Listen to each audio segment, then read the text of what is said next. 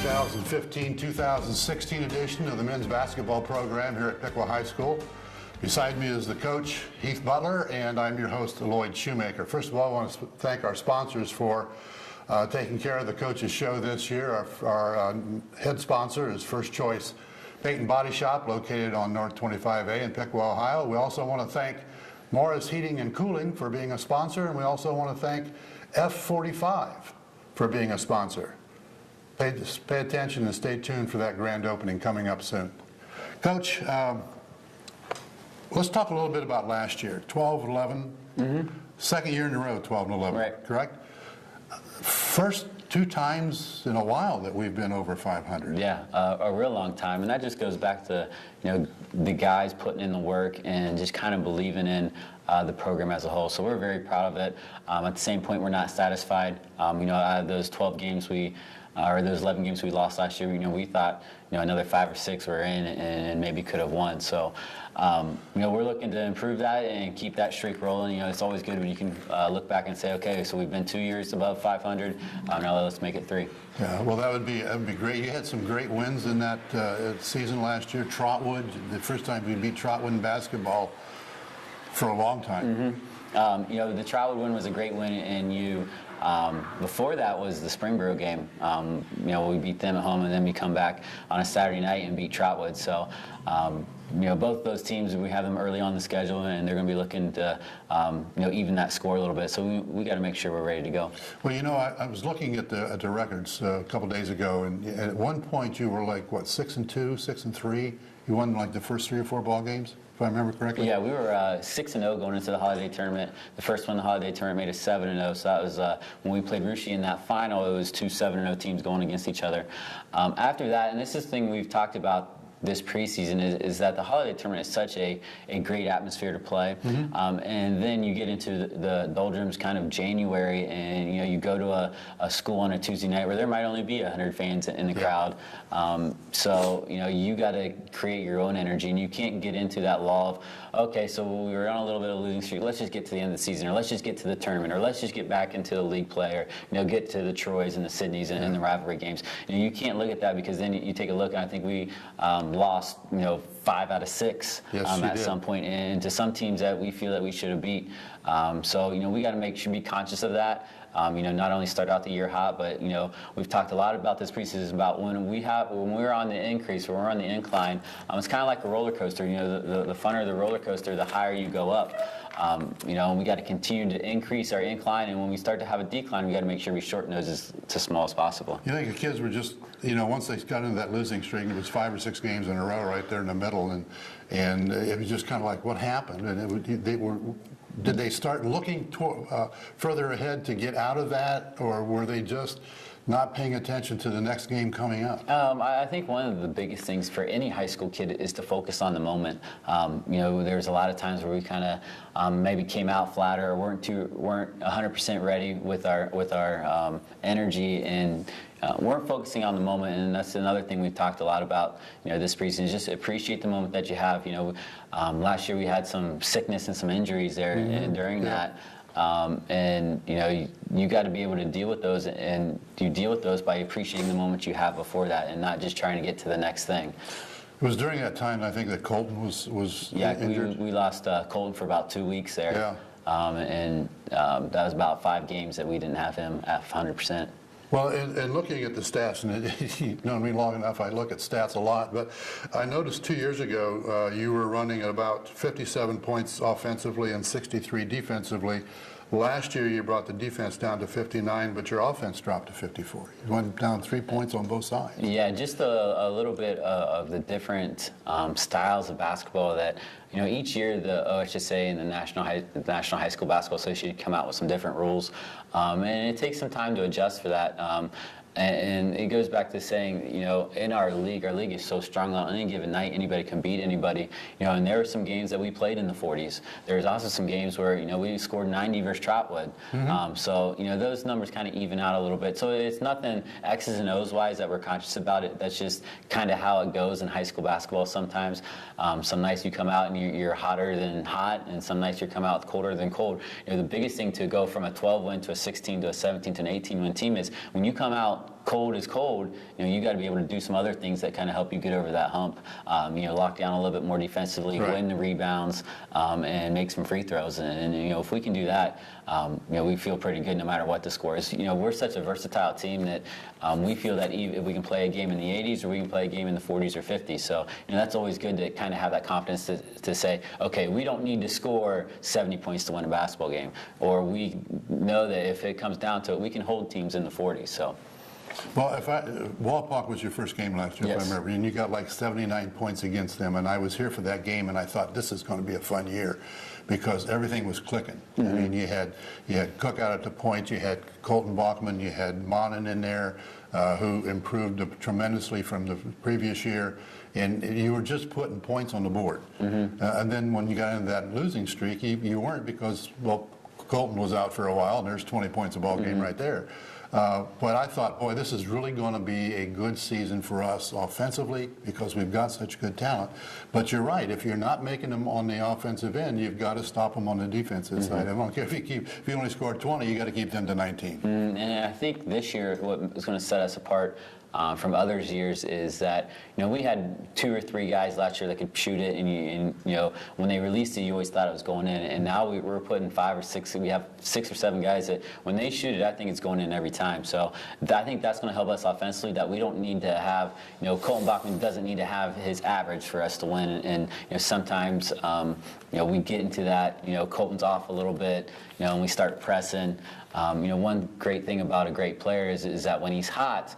The other team, our team gets hot, and when he's cold, sometimes last year we got into, okay, he's cold, and we kind of lost our energy a little bit. But I think this year the kids are playing with so much confidence. Bradley Holbein can score in multiple ways. Nate Monin's going to be a force inside and outside. He's added a 3-point jumper. Derek Gall I've been very impressed with, and CJ Davis is probably our most improved in the program this year, who's just put lots of time into the gym and working on his shot and his ball handling. So I think we're going to be a very more well-rounded offensive team this year, and so we won't have to worry so much about forcing it when someone's not on that night.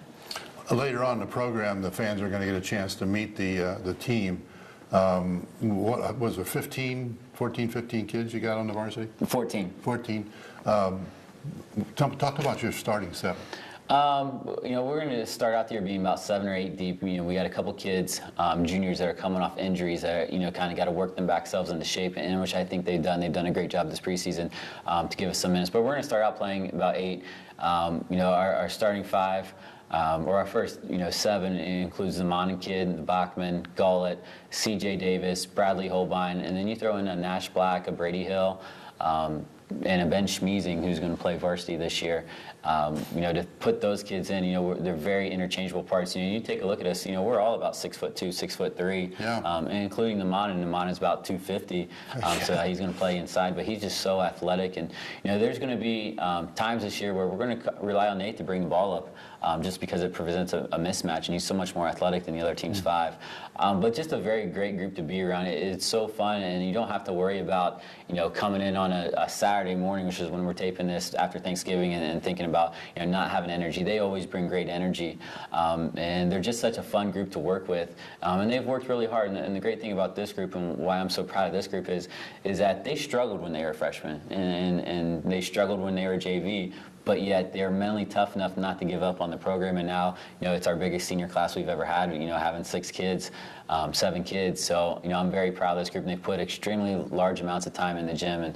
And when they do that, it's a lot easier. To kind of forgive them for, okay, a bad pass here or there, just because they want to win so bad, and 2, they've just put so much. It's not because they haven't prepared themselves, because this group of seniors especially has prepared themselves very well for this season. You've been head coach now how long? 6 years. 6 years. So this is your team. This Yes. is your program. Yes. It's you've seen the improvement the last 2 years over what we've done in the past because you've been over 500. And obviously we look forward to that continuing and going forward. So we've talked about the offensive side. Let's talk about the defensive side. Are we strong enough there and quick enough? We're going to do a couple of different things. I think I started out 5 years ago, believing wholeheartedly in man-to-man. We didn't play hardly any zone. And now times has kind of changed. Kids in our league are just so athletic and just so good at taking the ball to the basket that we're going to change some stuff up and play some combo defenses and stuff like that. And the good thing is that no matter what defense is, we're going to put 4 or 5 kids out there. They're 6'2", 6'3", and even if someone might be a little bit more athletic, we're just so long and so lanky. And if we can be physical enough to control the boards, especially with Bachman having to play, at a guard spot this year because of his knee, if we can control the boards, I think we're going to have a lot of success this year. Let's talk a little bit about last year and the talent. You lost the heartbeat of your team last year in Honeycutt. I mean, that kid was just whatever you wanted him to do, he did it. Obviously, Storm Cook transferred out of here and went down to Dayton to play. And I'm trying to think who else you lost last year off of that team, but there were some critical kids that left this team. And how do you replace those guys? With losing Tate and Storm, and we lost Brandon Holbein, who's a 6'7" kid off the bench. Right. You kind of don't want kids to try to be them. Like, we don't need, let's say, Derek Galt to be Tate Honeycutt this year. We just need Derek Galt to be the best Derek Galt he can be. And you got to step up and you got to know your role. And when you're called upon, you got to perform and kind of hold yourself personally accountable. And that's what this team has done so far. And looking down the line, we're going to have a very strong JV team this year. That this JV team. Freshmen last year had some success, have some very good athletes, and there might be times that if we run into a couple injuries here, there's going to be some times where we're going to have to call some kids up and they're going to have to be ready to play, and which I think they will be. So it's just kind of the next in line thing. We've built this thing for 5 years, and we all share a common goal. No matter if you're a 7th grader on our 7th grade team or if you're a senior graduating, we all have kind of the same vision, and it makes it a lot easier for just the next guy. We talk a lot about in our program, control what you can control. You can't control kids graduating and kids leaving. Right. That's kind of on their own. You can control how you are, how you perform, how you prepare, and we've done that very well. Well, I think your program is getting a good reputation, has a good reputation. I was at the open gyms for the 4th, 5th, and 6th graders. My youngest grandson is a 5th grader, and he went out for the teams and fortunately made I don't know what they call them, but anyway, there were a lot of kids out there wanting to play basketball for Piqua High School. Yeah, and that just goes to how great of a young men we have at the high school program, because I think when people come and watch us play, one thing we wanted to do is we wanted to put a product there on the floor that the town of Piqua could be proud of, and I think we've done that. And our evidence to support that is, when you take a look at our 4th, 5th, and 6th grade, we have a lot of kids that are interested in basketball because they see how we play. We see, we don't have a lot of individual agendas. We don't have a lot of pouty kids, and we don't have kids mouthing off to the referees. And when they see that, they respect that. And the other thing is that our kids are so welcoming when they get to meet those kids, that those who are the 4th and 5th and 6th graders are our juniors and seniors are who they look up to. It's who they want to be. It's who they practice in their backyards, imitating. And when you get kids just learning to, do that and to, put the time in on your own. Basketball is probably one of the greatest sports in the fact that you can hone your skill by yourself. And I take a look, as I drive around Piqua, I see kids playing at the park. I see kids shooting in their driveway. Whereas when I took over, and even before I took over, you really didn't see that a lot. And yes, Piqua's put up, some new schools and getting them some opportunities for, new spaces like that. But the kids have taken advantage of that, and it's so fun to see, in the summertime, springtime, seeing kids, dribbling the basketball down the street or playing at the park. So, we're very proud of where we are, and we're not satisfied with where we are, and we just keep hoping to build upon a bigger thing. Let's. We talked a little bit about the holiday tournament from last year. Let's talk about this year. Who's in? It's a little bit different setup this year. We're going to play Tip City in the first round, and we'll play the winner of Tecumseh and Belmont for this year. I think we're getting West Milton the year after. So kind of a Miami County theme there, a big school Miami County theme, and then you'll have your Russia, your Lehman, Covington, and Troy Christian play in kind of the lower division. Obviously not lesser, because there's some great teams and great talent there. But just two different divisions, a lot more fast-paced boys basketball. So everybody gets to play everybody. It's not the winners? No, it's still a tournament. We'll play the winner. So we'll play the winner of Tecumseh and Belmont only. Okay. So there's two divisions. I think there's a red division and green division for Christmas. So I mean, I don't know how they named the colors or whatever, but so Troy Christian will play. So let's say Russia, Covington will play Lehman, and then those winners will meet for the championship of the lower of the. I shouldn't say So it's going to be all-day tournament. Oh yeah, all day boys basketball. At Piqua High School and Garber Gymnasium. It'll be a great time, and like I said, the gym is always packed, and it's such a great. It's probably the greatest environment we play in, better than our tournament game, because sometimes you get to travel in tournament games, and the way our sectional's set up, we're traveling to a Centerville or something, and sometimes the weather's not as nice, or sometimes we got to play at 4:30 in the afternoon. So you don't have a crowd like that. So it's just a great experience, and something we hope to obviously win, but just enjoy as well. Well, I tell you that the games last year with Covington, and then the game with Russia. I mean, you could have scalped your tickets for that game, because that was a good ball game. I think it was a 3-point difference or something in that ball game, 70-67, something like that. But speaking of Russia, let's talk a little bit about Troy.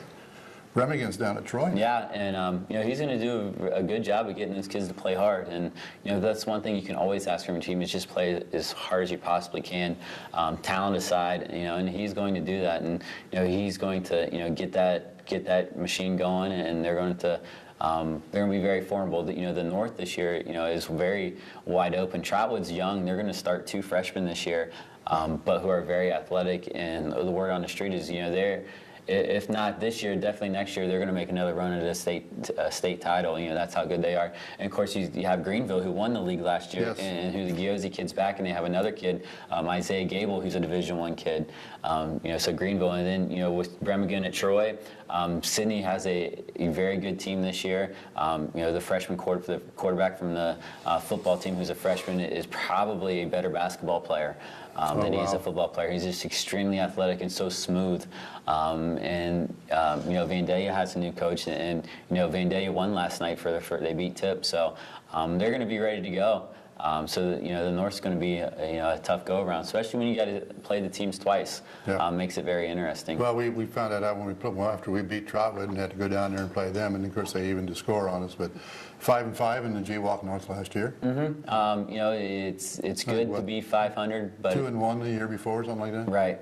So we want to compete for the GWalk. That's one of our missions this year, is to take it game by game, and then once we get into North play, to be, to know that the championship has to run through Piqua, and I think it will. I think that we're prepared, and we're ready, and the games won't be easy. There's no say, oh, well, we're going to play Sydney, we'll just walk all over. It's not going to be like that this year, but that's a good thing, because sometimes kids get on the GWalk website and see the stats and see all this. But now that Sydney's going to be putting some points on the board, and they beat West Carrollton by 30 or 40 last night. Wow. So when kids see that, it kind of makes sure they're ready, and kind of helps us. Because I know last year we were up at Sydney, and then kind of got a little lackadaisical and lost an 18-point lead and ended up losing that ball game.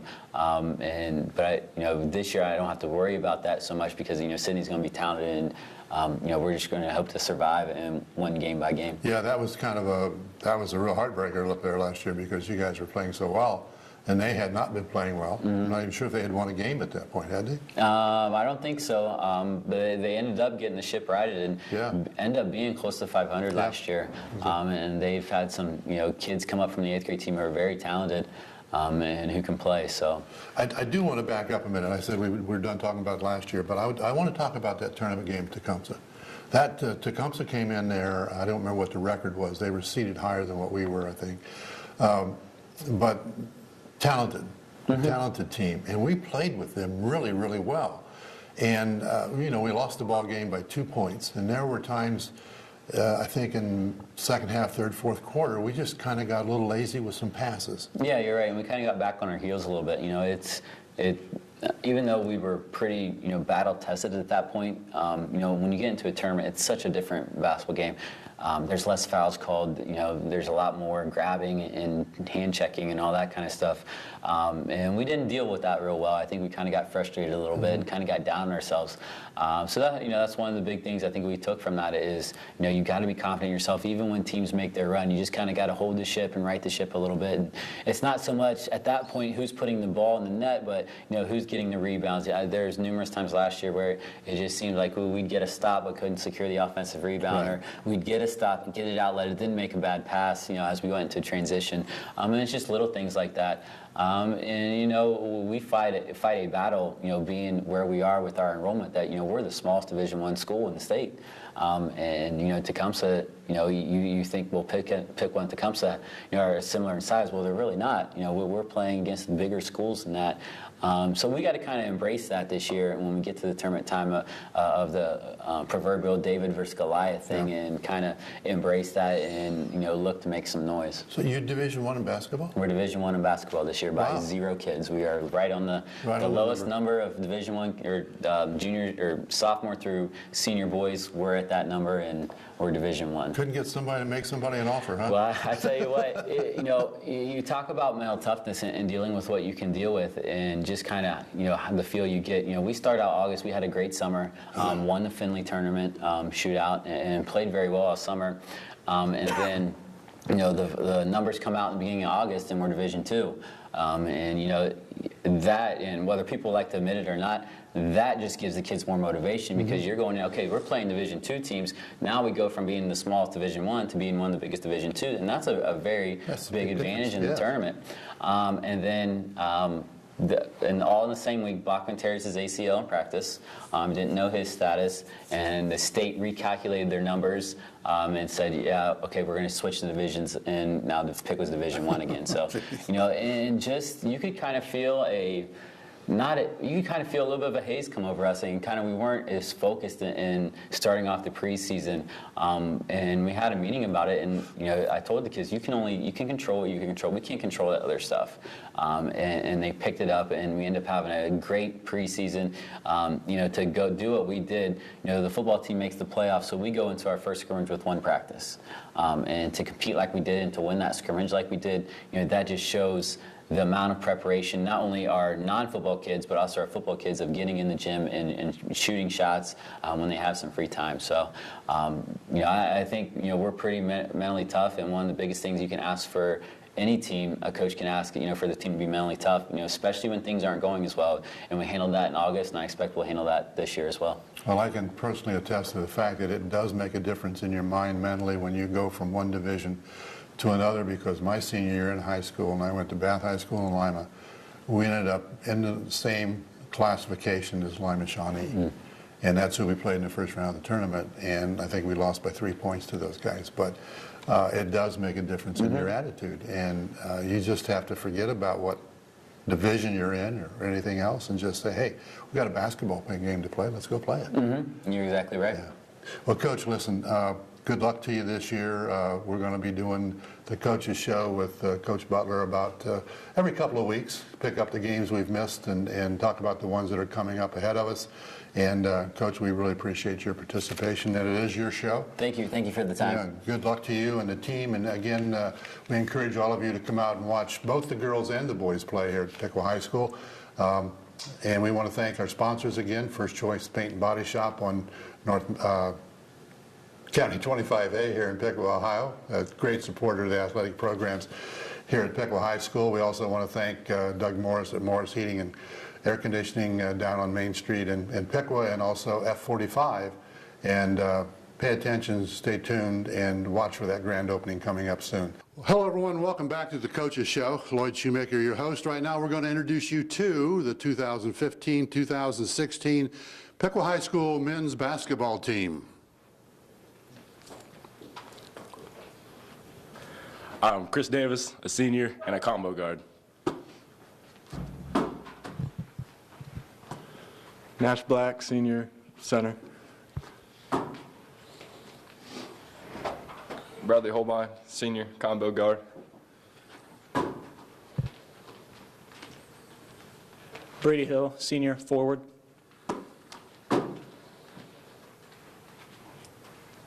Colton Bachman, senior, guard. Tyron Cox, senior, forward.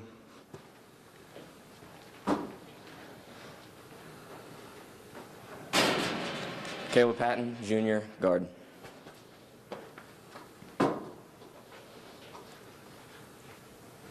Cameron Ashton, junior, guard.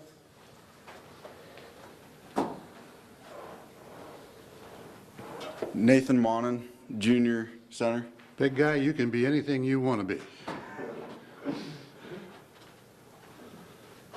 JJ Roybal, junior, forward. All right, there you are, folks. There's your 2015-2016 men's Piqua High School boys basketball team.